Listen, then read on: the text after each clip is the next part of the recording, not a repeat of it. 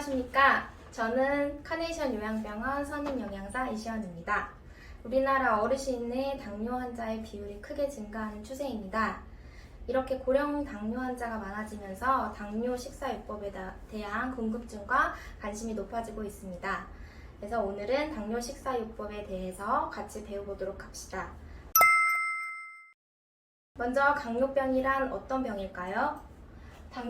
당뇨병이란 포도당이 우리 몸에서 잘 이용되려면 췌장에서 분비되는 인슐린이라는 호르몬이 필요합니다. 인슐린이라는 호르몬이 혈액 속의 당을 조절해주는 역할을 하는데요. 인슐린에 문제가 생기게 되면 혈액 속의 당을 몸에서 잘 이용하지 못하여 혈액에 남아있게 되어서 생기는 병입니다.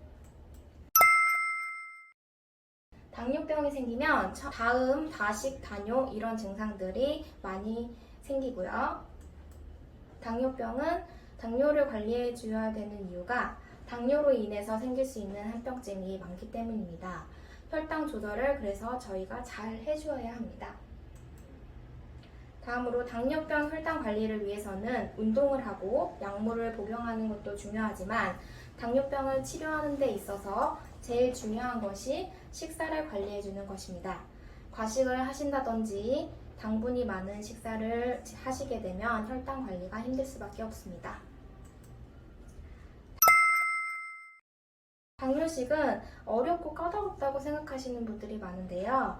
달리 생각해 보시면 건강식이기 때문에 당뇨가 없어도 당뇨 시기를 실천하시면 정상 체중을 유지하고 만성 질환을 치료 예방하며 건강을 지키실 수 있습니다. 당뇨 식사의 방법을 하나씩 설명해 드릴 텐데요. 첫 번째로 매일 일정한 시간에 알맞은 양의 음식을 규칙적으로 먹습니다.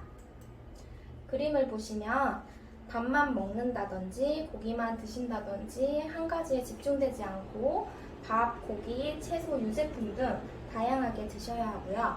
어떤 음식이든지 너무 많이 드시면 열량이 많아지기 때문에 적절한 양을 드셔야 합니다. 그 다음에 불규칙적인 식사를 하게 되면 과식을 하게 되기 때문에 규칙적인 식사 시간에 새끼를 드셔야 합니다. 두 번째로 저지방 식이를 합니다. 당뇨병의 합병증으로 가장 흔한 것은 뇌졸중과 심근경색 협심증인데요. 그러므로 당뇨병에선 혈당 조절과 함께 콜레스테롤을 또 정상적으로 유지해야 합니다. 특히 기름기 많은 육류, 난류, 가공육류, 내장류, 어패류 섭취를 줄이셔야 하는데요. 이것은 트랜스 지방과 포화 지방, 콜레스테롤이 다량으로 함유되어 있어 심장이 좋지 않기 때문입니다. 다음으로 지방 중에서도 저희가 먹어줘야 할 지방이 있는데요. 등푸른 생선에 들어있는 오메가3 지방산은 콜레스테롤의 일종인 중성지방을 낮추고 심혈관계 지방을 예방하는 데 도움을 주기 때문에 일주일에 2번 이상은 드셔주는 게 좋습니다. 세 번, 당뇨 식사 요법을 집에서 조리하거나 식품 구입 시 사용할 수 있는 구체적인 방법을 알아보겠습니다. 육류 같은 경우에는 살코기 위주의 육류를 구입하고 조리 시에는 지방을 제거하여 튀기는 방법보다는 기름을 제거할 수 있는 굽는 방식의 조리법을 이용해 주시고요. 닭은 조리 전에 닭 껍질을 벗긴 후 조리하시고 하루에 적정량 섭취해 주시는 게 좋습니다. 조리 시에 기름을 사용할 때는 식물성 기름인 들기름이나 참기름 등을 많이 사용해 주시고 찜, 구이, 조림 등 기름을 최대한 적게 사용할 수 있는 조리 방법을 선택해 주십니다. 우유나 유제품을 구매할 경우에는 저지방이나 무지방 표시의 제품을 구매하여 드시면 좋겠습니다.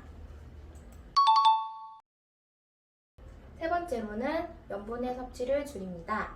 과다한 염분 섭취는 혈압을 상승시킬 수 있으므로 싱겁게 먹는 습관을 갖도록 하는 게 좋습니다. 당뇨 환자에게서 고혈압이 동반되는 경우가 흔하며 당뇨병이 있으면 당뇨병이 없는 환자보다 혈압을 낮게 조절해 주셔야 합니다. 염분이 많이 함유되어 있는 음식에는 간장, 조미된 소금, 장아찌, 젓갈류, 소금구이, 라면 스프, 마른 안주류, 치즈 등이 있어서 이 음식은 되도록 적게 섭취해 주셔야 하고요. 그리고 과일과 야채는 다른 식품보다 염분이 적기 때문에 많이 섭취해 주셔야 합니다.